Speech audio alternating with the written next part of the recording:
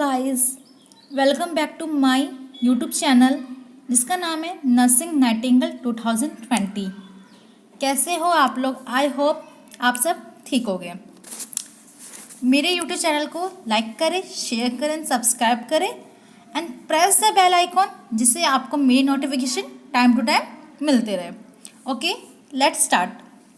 तो आज का हमारा टॉपिक है common behavioural disorders in children. ठीक, ये बहुत इंपॉर्टेंट टॉपिक है हमारा चाइल्ड हेल्थ नर्सिंग का।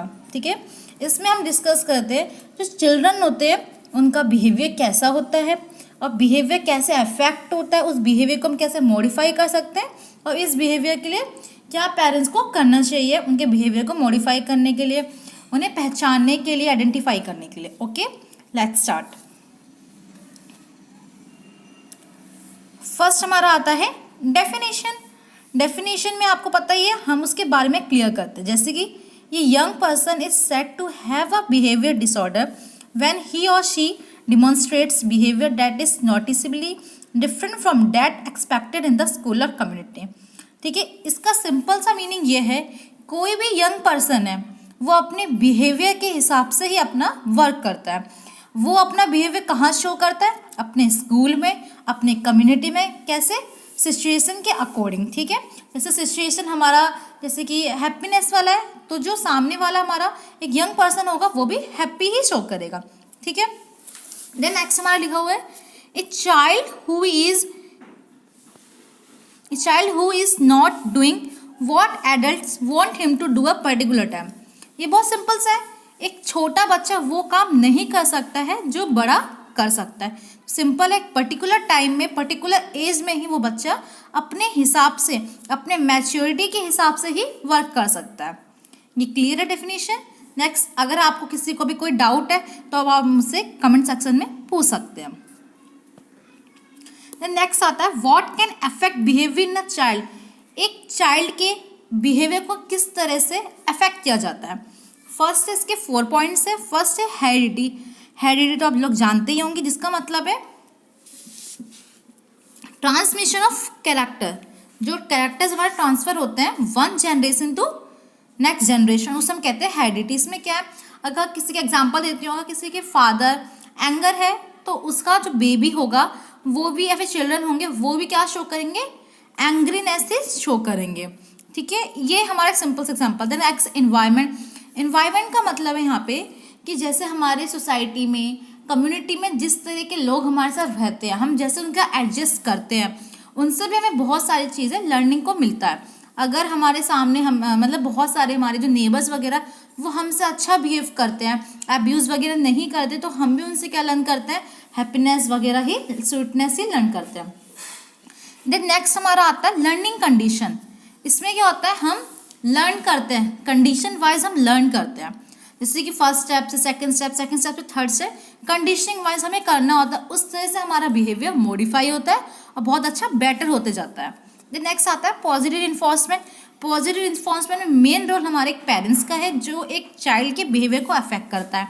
इसमें क्या है, अगर जो पेरेंट्स अपने बच्चों को, चिल्ड्रंस को रिवॉर्ड्स देने लगते हैं अच्छे अच्छे काम के लिए, या फिर थोड़ा बहुत मतलब अंडरस्टैंड करते हैं उन्हें बच्चों को, तो उनसे उनका बिहेवियर हम मॉडिफाई कर सकते हैं और बिहेवियर प्रॉब्लम को आइडेंटिफाई कर सकते हैं। देन नेक्स्ट हमारा आता है कैटेगरीज ऑफ बिहेवियर डिसऑर्डर। मतलब कितने टाइप्स के हमारे बिहेवियर डिसऑर्डर्स होते हैं। हमारे 3 टाइप्स के बिहेवियर डिसऑर्डर्स होते हैं। एक है हैबिट डिसऑर्डर, सेकंड है इमोशनल डिसऑर्डर, देन नेक्स्ट है हमारा ईटिंग डिसऑर्डर। ठीक है, ये 3 डिसऑर्डर्स हमारे होते हैं। जो हैबिट डिसऑर्डर्स में क्या होता है, जो आदतें हम लगा देते हैं। जैसे कि आप लोगों ने देखा होगा बहुत सारे बच्चे फिंगर या थंब को सक करते हैं, चूसते वगैरह। ठीक, या फिर नेल बाइटिंग करते हैं। ठीक है, नेल बाइटिंग, टिक्स वगैरह, ऐसे इनवॉलंटरी मूवमेंट्स वगैरह करते हैं। ठीक है, या फिर टीथ ग्रिंडिंग को बहुत सारे बच्चे होते हैं, मतलब कुछ ऐसी सिचुएशन आती है इसमें वो गुस्से में या फिर किसी में भी अपने दांत को पीसने लगते हैं, मतलब बहुत अजीब से। देन नेक्स्ट आता है हमारा इमोशनल डिसऑर्डर। उसमें क्या होता है, ब्रीथ होल्डिंग स्पैज्म।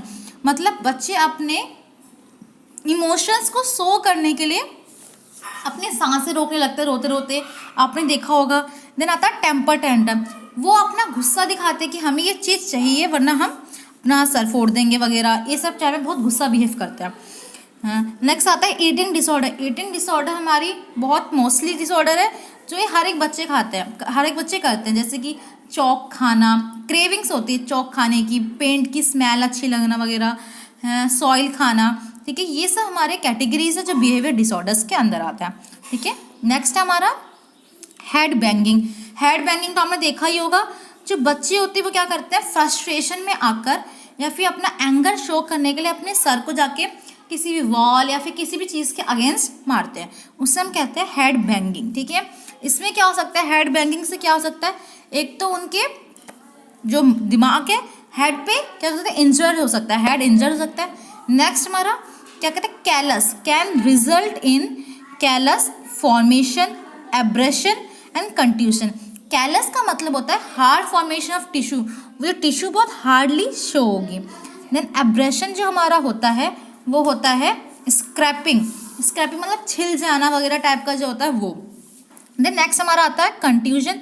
कंट्यूजन का मतलब होता है जो टिश्यू है हमारी वो इंजर्ड हो चुकी है, मतलब घाव टाइप का, वो हमें दिखने लगेगा, स्वेलिंग टाइप की आ जाएगी वो, ठीक है।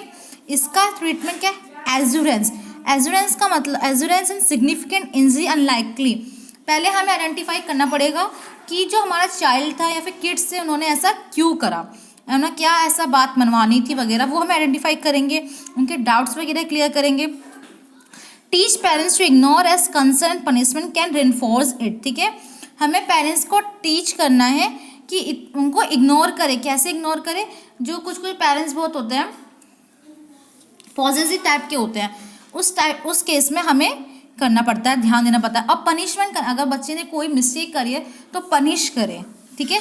जिस वजह से अगर पनिश नहीं करते, अचानक से आप सडनली पनिश करना चालू करते हो तो बच्चों में असर आता है कि ऐसे सडन क्या हो गया, जो पेरेंट्स लाइक नहीं करते वगैरह, तो इसलिए हेड बैंगिंग कर रहे हैं। देन नेक्स्ट आता है हमारा पैडिंग। पैडिंग में हम क्या कर सकते हैं, पैडिंग है कोल्ड वाटर लेके, ठीक है, इसमें जो पैड होता है, पैड वगैरह या फिर कोई क्लोथ से हम स्ट्रैप यूज़ कर सकते हैं, जिससे जो swelling area of injured area वो हमारा ठीक हो सकता है, रिड्यूस हो सकता है। नेक्स्ट हमारा आता है finger thumb sucking and nail biting. Finger sucking तो बहुत वैसे ही आपने देखा होगा, मोस्टली नेल बाइटिंग में बच्चों में देखा होगा। इसमें क्या है हमारा, ये एक है sensory solace for child, internal stroking to cope up with stressful, मतलब स्ट्रेसफुल सिचुएशन वगैरह आती है जो इन्फेंट्स एंड टॉडलर्स में, तो वो उस स्ट्रेसफुल कंडीशंस को रिड्यूस करने के लिए, मतलब एक पैनिक हो जाते हैं बच्चे, रिड्यूस करने के लिए वो थंब सकिंग करते हैं या फिर नील बाइटिंग करते हैं। Reinforce by attention from parent, ये हैबिट उनसे हमें रिड्यूस करवानी, तो इस वजह से हमें पेरेंट्स को नोटिस करना पड़ेगा बच्चों को कि वो किस टाइम पे ही मोस्टली नील बाइटिंग करते हैं, थंब सक वगैरह करते हैं। देन आता है प्री डिस्पोजिंग फैक्टर्स। ऐसे कौन से फैक्टर्स हैं जिससे बेबी में ये बिहेवियरल प्रॉब्लम डेवलप हुई है। देन फर्स्ट आती है डेवलपमेंटल डिले, वो बेबी का जो वो क्या कहते हैं माइलस्टोन्स होते हैं वो बहुत डिले आए हों, इस वजह से भी ऐसे हो सकता है। देन नेगलेक्ट, या फिर पेरेंट्स या फिर कोई भी नेबरहुड या फिर कोई भी फैमिली मेम्बर बच्चों का नेगलेक्ट करने लगे सिचुएशन वाइज, ठीक है, इस वजह से भी बच्चे में भी ये बिहेवियर प्रॉब्लम डेवलप हो जाती है। देन नेक्स्ट हमारा आता है finger thumb sucking nail biting का एडवर्स इफेक्ट। अगर ये बच्चे कंटिन्यूसली ये चीज़ करते रहते हैं 1 ईयर 2 ईयर, तो इसके एडवर्स इफेक्ट जो होते हैं, हमारा पहला है मेलो ओकल्जन, ओपन बाइट जिसे हम कहते हैं। इस कंडीशन में क्या होता है, जो बच्चों के अपर टीथ एंड लोअर टीथ होते हैं उसमें एबनॉर्मलिटी आ जाती है। आप सामने फिगर्स में देख सकते हैं किस तरह से एबनॉर्मलिटी आई होती है, ठीक है। देन नेक्स्ट है हमारा मैस्टिकेशन डिफिकल्टी। मैस्टिकेशन डिफिकल्टी में हमारा क्या होता है, जो फूड को च्यूइंग करने में भी दिक्कत आ जाती है, ठीक है। देन नेक्स्ट आता है हमारा स्पीच डिफिकल्टी। स्पीच डिफिकल्टी बच्चे को कहते हैं स्पीच में बोलने में या फिर बहुत चीज़ में डिफिकल्टीज आने लगती है, मतलब बच्चे बहुत अटक अटक के बोलने लगते हैं या फिर वर्ड्स को क्लियर नहीं बोल पाते हैं, ये हो जाता है। देन लिस्पिंग भी एक तरह का ऐसा स्पीच डिसऑर्डर है जिसमें बच्चे अपने शब्द या फिर वर्ड्स को करेक्ट नहीं कर पाते, ये है हमारा लिस्पिंग, ठीक है। नेक्स्ट हमारा आता है finger thumb sucking and nail biting. इसमें क्या होता है, ये हमारा मैनेजमेंट है। इसमें मैनेजमेंट में क्या कर सकते हैं, रीएज्योर पेरेंट्स दैट इज ट्रांजिएंट, हमें पेरेंट्स को बोलना है जो उनके डाउट्स वगैरह हैं उनके चिल्ड्रंस को वो क्लियर करे और बच्चों को कहीं और लेके जाए शॉर्ट टाइम वगैरह के लिए, ठीक है, जहाँ से बच्चे ये क्या कहते हैं अवॉइड करें ऐसे इन्वायरमेंट को या फिर ऐसे सिचुएशन को बच्चे अवॉइड करें। Improve parental attention and nurturing, अपने चिल्ड्रंस को ज़्यादा से ज़्यादा केयर देनी चाहिए, नर्चर करना चाहिए। अटेंशन कब किस टाइम पे मोस्टली वो थंब बाइट करता है, थंब सकिंग करता है, नील बाइट करता है। Teach parents to ignore and give more attention to positive aspects of child's behaviour, जो ये प्रॉब्लम हो रही है इसे थोड़ा इग्नोर करने के लिए कहें पेरेंट्स को, और देन जो चाइल्ड्स के बिहेवियर को मोर अटेंशन करे, पॉजिटिव मतलब उसे बच्चे को रिवॉर्ड देने लगे। जैसे कोई भी ऐसी सिचुएशन आई है, पैनिक सिचुएशन है, बच्चों के साथ बैठ के उस पैनिक सिचुएशन से बाहर निकले, उन्हें समझाइए किस तरह से इस पैनिक सिचुएशन से बाहर निकल सकते हैं। Provide child praise rewards for substitute behaviour, अगर बच्चा अच्छा बिहेव करता है या फिर बहुत मतलब बिहेव अच्छा शो करता है तो उस टाइम पर हमें रिवॉर्ड देने चाहिए, प्राइज देने चाहिए, ये करना चाहिए। Then bitter cells thumbs paints gloves may be use too, इसमें हम क्या कर सकते हैं, जैसे बेबी जो है या फिर चिल्ड्रन जो है अपने थंब को सक करते हैं, उस जगह पे हम क्या करते हैं थंब के एरिया में कोई बिटर चीज़ लगा दो या फिर थंब को हम क्या कहते हैं पट्टी वगैरह से बांध दे सकते हैं या फिर ग्लव्स पहना दे, तो बच्चा क्या है उस थंब को ना सक करेगा ना ही नील बाइटिंग करेगा। इस तरह से भी हम अवॉइड कर सकते हैं, कंटिन्यूस करने से 3 to 4-5 डेज अवॉइड हो सकती है। नेक्स्ट हमारा आता है टेम्पर टेंट्रम। टेम्पर टेंट्रम हमारा क्या है इमोशनल डिसऑर्डर है। इसमें क्या होता है in 18 months to 3 years old due to development of sense of autonomy. इसमें क्या आता है जब बेबी हमारा 18 months से लेके 3 years के अंदर होता है, उसमें क्या आता है बच्चे को अपने सेल्फ रिस्पेक्ट सेल्फ वर्थ के आगे वो आ जाता है, अकॉर्डिंग में आ जाता है। इस वजह से बच्चा चाहता है कि मैं जो कहूँ वही हो, इस वजह से वो टेम्पर टेंट्रम शो करने लगता है, एंगर फ्रस्ट्रेशन शो करता है। Child display defiance negativism oppositionalism by having temper tantrum. Child उस टाइम पे क्या हमें शो करेगा निगेटिविटी शो करेगा उस टाइम पे, मतलब हर चीज़ अब्यूज़ करना या फिर चीज़ों को जिद करके मनवाना, ये सब वो करेगा इस टाइम पे। Normal part of child development, ये हमारे चाइल्ड डेवलपमेंट का अलग सा पार्ट है, नॉर्मल है, ये मोस्टली होता है। Get reinforce when parents response to it by punitive anger, हमें इसे रिन्फोर्स करना है, मतलब जैसे अगर इसे रिस्पॉन्स करना है हमें कैसे रिस्पॉन्स करना है, पनिशमेंट। अगर बेबी कुछ कर रहा है, चिल्ड्रंस ने कुछ मिस्टेक कर दिया, पनिशमेंट देनी है, पनिशमेंट देते हुए हमें समझाना भी है आपने मिस्टेक करी है, ना कि उन्हें मारने लग जाना वगैरह, समझाना है क्लियर से, जिस वजह से बच्चे की ये हैबिट धीरे धीरे अवॉइड हो सकेगी और टेम्पर टेंट्रम को हम सॉल्व कर सकेंगे। देन नेक्स्ट आता है child wrongly learns that temper tantrum are reasonable response to frustration. Child क्या सोचने लगते हैं बच्चे कि टेम्पर टेंट्रम हम इसलिए हर वक्त शो करेंगे जब हमें कोई प्रॉब्लम हो या फ्रस्ट्रेशन लेवल है, ये बहुत रॉन्ग है, इससे बेबी के हेल्थ पे भी इफेक्ट पड़ सकता है। देन नेक्स्ट आता है हमारा टेम्पर टेंट्रम के ऐसे प्रेसिपिटेटिंग फैक्टर्स कौन से हैं, ठीक है। हंगर, इसमें क्या होता है मोस्टली बेबी जब हंगर हो या भूख लगी हो तब भी ऐसे शो कर सकता है। फैटिक, थका हुआ हो, लैक ऑफ स्लीप, ढंग से सोया नहीं हो, चिड़चिड़ा हो, इस वजह से भी बच्चा ऐसे टेम्पर टेंट्रम शो करता है। Then innate personality of child, उस चाइल्ड की पर्सनैलिटी इस तरह से हो चुकी हो कि फ्रस्ट्रेशन जब आए वो टेम्पर टेंट्रम शो करता है। ओवर पैम्परिंग, इसमें क्या होता है ओवर पैम्परिंग में जो पेरेंट्स होते हैं अपने बच्चे को मतलब कुछ ज़्यादा ही पैम्पर करते हैं कि ये मत करो चोट लग जाएगी, वो मत करो चोट लग जाएगी, इस वजह से, ठीक। नेक्स्ट आता है इनइफेक्टिव पेरेंटल स्किल्स, मतलब पेरेंट्स जो बेबी को प्रॉपर लर्निंग नहीं करवाते हैं कि किस तरह से हम अपना बिहेवियर शो करना है सोसाइटी में, किस तरह से फैमिली हाउस में वगैरह में शो करना है। देन आता है डिसफंक्शनल फैमिली वायलेंस, ठीक है। इसमें क्या है डिसफंक्शन, फैमिली जो है प्रॉपरली, फैमिली में अगर पेरेंट्स वायलेंस शो कर रहे हैं, चिल्ला रहे हैं, गुस्सा कर रहे हैं, तो जो चिल्ड्रंस होंगे वो भी वही लर्न करेंगे सेम अपने पेरेंट्स से। देन आता है स्कूल एवर्जन, स्कूल में भी वो बच्चे लर्न करते हैं अपने पीयर ग्रुप्स वगैरह से भी कि वो टेम्पर टेंट्रम शो करेंगे तो हम भी शो करेंगे तो हमें ये चीज़ें मिल जाएगी, ठीक है। ये बच्चों को हमें लर्न नहीं करवाना है। देन नेक्स्ट हमारा आता है टेम्पर टेंट्रम मैनेजमेंट, इसका मैनेजमेंट क्या है। In general parents advice to set a good example to child, example के लिए पेरेंट्स अगर अच्छा शो करेंगे तो चिल्ड्रंस भी हमारे वही लर्न करेंगे हमसे, क्योंकि हमेशा कहते हैं पेरेंट्स की कॉपी करते हैं चिल्ड्रंस हमेशा। नेक्स्ट आता है पे अटेंशन टू चाइल्ड। हमेशा अपने चाइल्ड पे फोकस करो, अटेंशन दो कि वो बच्चा कब क्या कर रहा है, उसे हमेशा ध्यान देना चाहिए हमें। Spend quality time. आजकल के पेरेंट्स जो होते हैं बहुत क्या कहते हैं, अपने डेली रूटीन वर्क वगैरह में बहुत बिजी होते हैं, पर उसमें थोड़ा टाइम निकाल के हमें अपने चिल्ड्रंस के साथ स्पेंड करना चाहिए। Have open communication with child. हमें अपने चिल्ड्रन के साथ ओपन कम्युनिकेट करना चाहिए, हर बात उन्हें बोलना चाहिए, खुल के हमें बता सकते हो आप, ठीक है, ये सब। Have consistency in behaviour. उनके बिहेवियर को हमें देखना है कि कब ऐसा बिहेवियर वो शो कर रहे टेम्पर टेट्रम, जिसे हम आइडेंटिफाई करके इसका मैनेजमेंट कर सकते हैं। नेक्स्ट हमारा आता है इवनिंग कॉलिक। ये इवनिंग कॉलिक हमारा मोस्टली चिल्ड्रंस में आता है। आपने देखा होगा इवनिंग कॉलिक बहुत सारे बच्चे होते हैं स्कूल जाने के टाइम पे ही उन्हें हमेशा पेन होने लगता है, तो सेम एक ऐसे ये भी इवनिंग कॉलिक है, मोस्टली इवनिंग के टाइम में ही होगा, इवनिंग या फिर लेट आफ्टरनून वगैरह इस टाइम पे मोस्टली होने लगते हैं।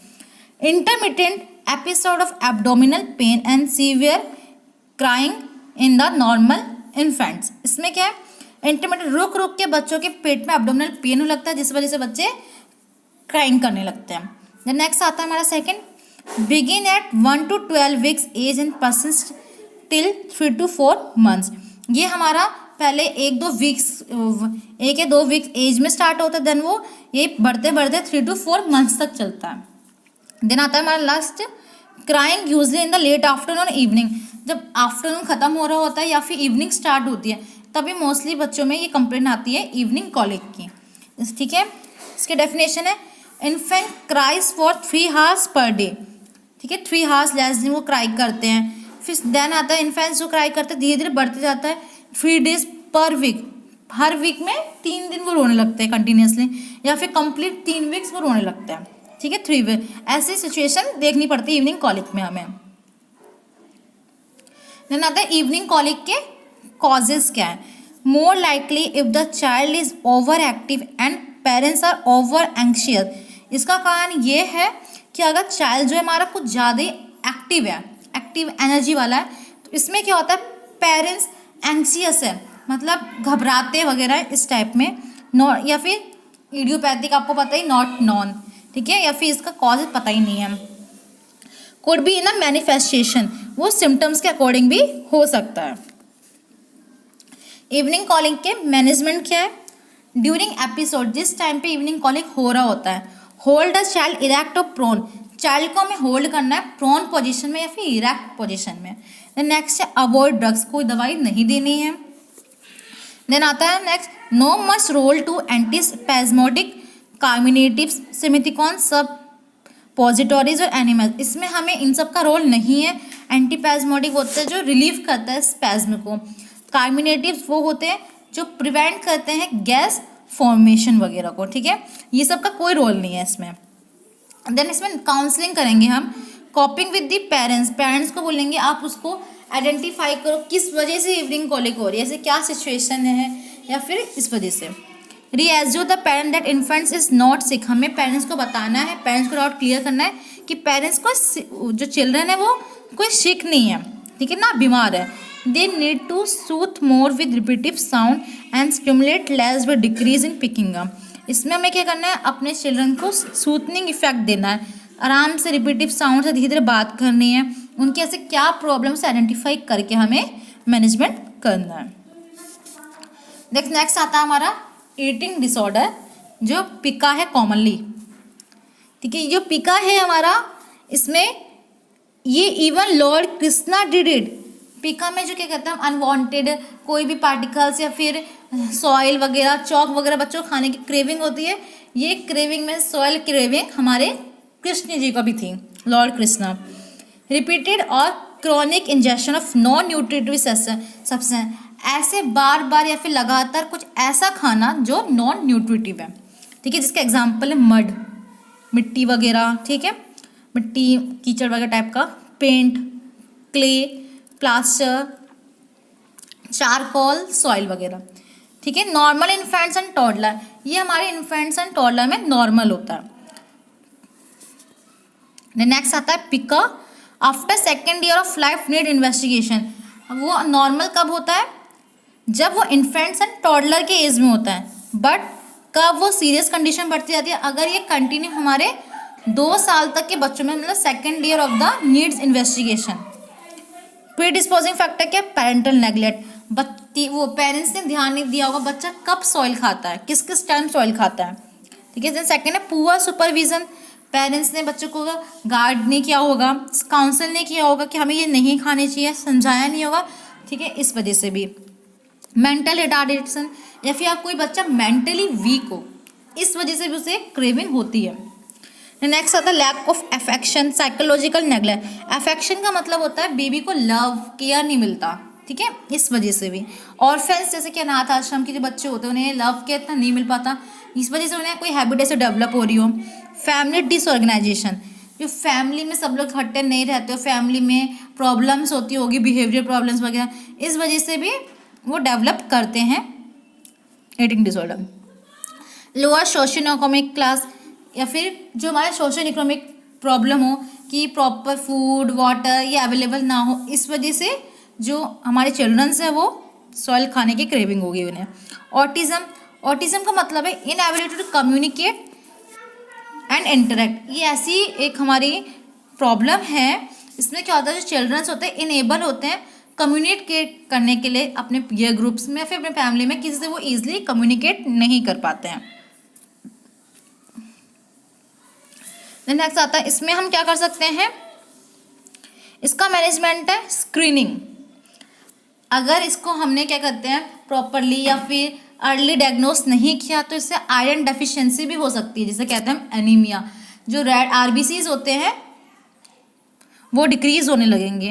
वर्म इन्फेस्टेशन, सॉइल वगैरह खाने से बच्चों के पेट में कीड़े हो सकते हैं, वर्म इन्फेस्टेशन हो सकता है। लेड पॉइजनिंग हो सकती है। फैमिली डिसफंक्शन भी हो सकता है। ट्रीट कॉज अकॉर्डिंगली, हमें कारण के हिसाब से ही ट्रीटमेंट या मैनेजमेंट देना है। Usually remits in childhood but can continue into adolescence. ठीक है, ये ऐसी प्रॉब्लम है जो चाइल्डहुड के साथ साथ हमारे एडोलसेंस तक भी कंटिन्यू हो सकते हैं अगर प्रॉपर रीएश्योरेंस या फिर प्रॉपर ट्रीटमेंट ना दिया तो। देन नेक्स्ट आता है ब्रीथ होल्डिंग स्पेज। इसमें क्या होता है simple breath holding spell, cyanotic breath holding spell, pallid breath holding spell, complicated breath holding spell. Breath holding spell हमारी 3 टाइप्स के। सिंपल जो नॉर्मली होते हैं इसमें क्या होते हैं बच्चे क्या अपने सांस रोक लेते हैं। ठीक है, साइनोटिक में क्या होता है इतनी ऑक्सीजन वो रोक लेते हैं जिस वजह से उनकी पूरी बॉडी है ब्लूइश डिस्कलरेशन हो जाता है। देन पैलिड, थर्ड वन है पैलिड ब्रीथ होल्डिंग स्पेल। इसमें क्या बच्चे इतनी सांस रोक लेते हैं, इतना ऑक्सीजन को अपने मतलब सांस रोक लेते हैं, ब्रीथ को होल्ड कर लेते हैं, जिस वजह से वो स्वेटी होने लगते हैं, पसीना लगता है और वो लॉस ऑफ कॉन्शियसनेस भी हो सकता है। Then complicated breath holding spells भी हो सकता है जिसमें बहुत सारी हमें प्रॉब्लम्स हो सकती है, बच्चा फॉल डाउन भी हो सकता है। ठीक है, सांस लेने प्रॉब्लम भी हो सकती है, उन्हें ब्रीथिंग प्रॉब्लम भी हो सकती है। इसके प्रेसिपिटेटिंग फैक्टर्स है फ्रस्ट्रेशन में आगे करता हो, इंजरी या फिर ऐसी कोई प्रॉब्लम हो गई या फिर कोई ऐसा इंजर्ड एरिया हो इस वजह से बच्चा ऐसा शो कर रहा हो, एंगर, एनीमिया। इसमें आरबीसी की रिडक्शन भी हो सकता है। यानी ब्रीथ होल्डिंग स्पैज्म का मैनेजमेंट जनरली इसका क्या होता है not treatment is usually needed. इसमें कोई ट्रीटमेंट की हमें अगर ज़रूरत नहीं है अगर बच्चों ने थोड़ी देर के सम टाइम के लिए अगर अपने ब्रीथ को होल्ड किया था। Iron supplement to childrens with iron deficiency, अगर क्या कहते हैं आयरन डेफिशिएंसी हो गई तो इसमें हम आयरन सप्लीमेंट्स देंगे चिल्ड्रंस को। During a spell make sure your child is safe place where he और she will not fall or be hurt. जिस टाइम पे बच्चे ये करते हैं ब्रीथ होल्डिंग करते हैं तो हमें उस टाइम पे ध्यान देना होता है जब बच्चे फॉल डाउन ना हो, ऐसा वो एरिया बिल्कुल सेफ होना चाहिए। Place a cold cloth on your child forehead during a spell to help shorten the episode. ठीक है, जो बच्चे ब्लूज हो जाते हैं उस जगह उसको ट्रीट करने के लिए हमें करना चाहिए कोल्ड क्लॉथ वगैरह को अप्लाई करें फोरहेड में। देन थर्ड वन है apply after the spell try to be calm. जब चिल्ड्रंस हमारे ब्रीथ होल्डिंग स्पेज्म के बाद उन्हें हम काम करेंगे, सिट करवाएंगे, आराम से शांति से बैठाएंगे। Avoid giving too much attention to the child and this can reinforce the behaviour and led to the event. बच्चों को टू मच अटेंशन ना दे, जिस वजह से ये प्रॉब्लम वो बार बार करते कि हम पे लोग अटेंशन डेफिसिट जैसे प्रॉब्लम उनमें होने लगती है। देन आता है हमारा, जिसे हम अटेंशन डेफिसिट को कहते हैं ADHD। Avoid situation that cause a child temper tantrum, ऐसे सिचुएशन को अवॉइड करना है जिसमें चाइल्ड शो करता है टेम्पर टेंट्रम वगैरह, फ्रस्ट्रेशन लेवल वगैरह। नेक्स्ट आता है हमारा इमोशनल डिसऑर्डर, ठीक है, जिसमें आता है हमारा स्कूल फोबिया, बच्चों को स्कूल जाने से भी डर लगता है। कॉमनली तो ये होती है बच्चों में, कुछ दिन तक 2-3 दिन या 3 to 4 days बच्चे रोते हैं, पर अगर बच्चे बहुत साल तक रो रहे हैं स्कूल जाने से, तो हम कहते हैं school phobia. Approximately 1 to 5% of school age children have school refusal होता है, वो स्कूल जाने से मना करते हैं। देन सेकंड आता है most common in 5 and 6 year olds में मोस्टली देखा जाता है, एंड 10 and 11 year olds के बच्चों में। स्कूल रिफ्यूजल डिफर्स फ्रॉम ट्रूएंसी, मतलब इसमें क्या होता है, बच्चे स्कूल को रिफ्यूज तो करते हैं और उसके साथ साथ स्कूल जाकर स्कूल से बहुत दूर दूर रहते हैं। Stay away from the school, truancy का मतलब होता है stay away from the school, school से बहुत दूर रहते हैं।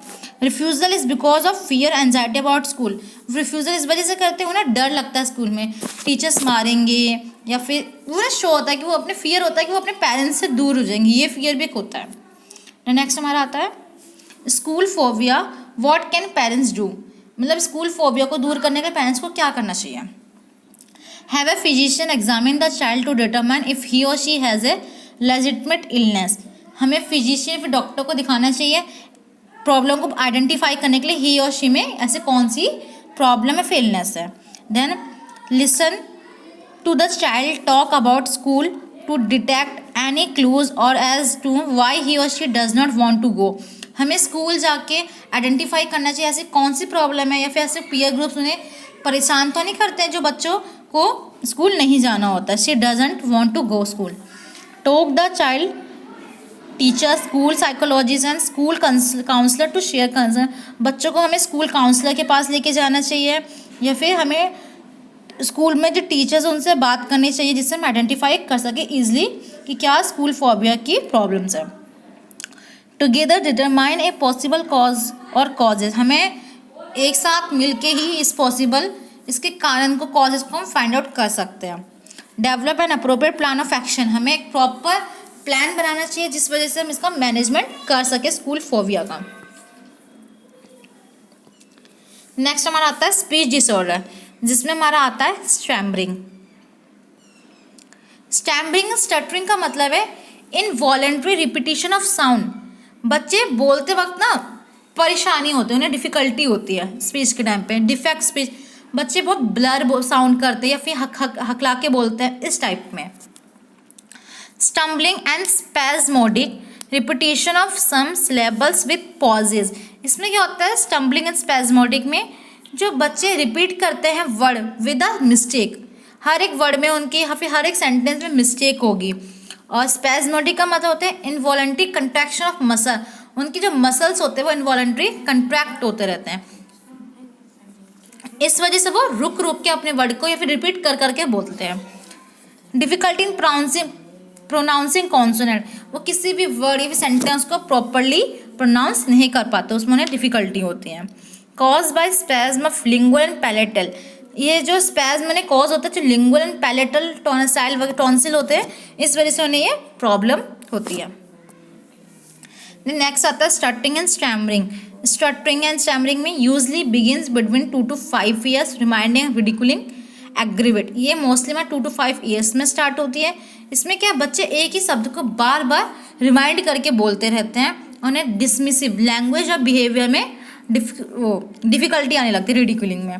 Child loses self confidence and become more hesitant, child जो धीरे धीरे सेल्फ कॉन्फिडेंस को लूज करता रहता है, वो सोसाइटी के सामने खड़े नहीं हो पाता, स्कूल्स वगैरह में भी बहुत प्रॉब्लम होती है, ठीक है, और वो हेजिटेट करने लगता है।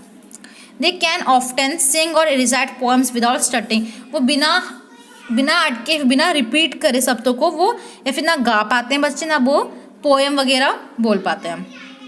इसका मैनेजमेंट है पेरेंट्स शुड बी रियल्ड, पेरेंट्स को उनके डाउट क्लियर करना चाहिए, ऐसी कौन सी प्रॉब्लम की वजह से वो ऐसे करते हैं।